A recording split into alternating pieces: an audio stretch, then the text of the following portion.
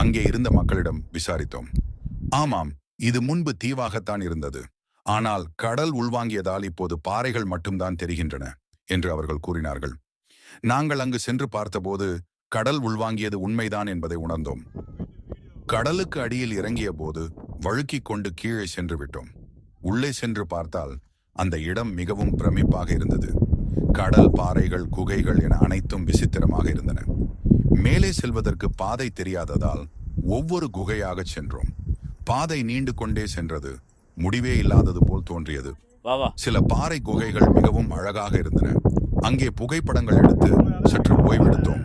அப்போது அங்கு வந்த ஒருவர் நாங்கள் சென்ற வழியில் செல்ல வேண்டாம் என்று கூறி சரியான வழியை காட்டினார். தண்ணீரே இல்லாமல் கடலின் அடிவாரம் வரை உள்ளே சென்று பார்க்க முடிந்த அந்த தீவு மிகவும் விசித்திரமாக இருந்தது.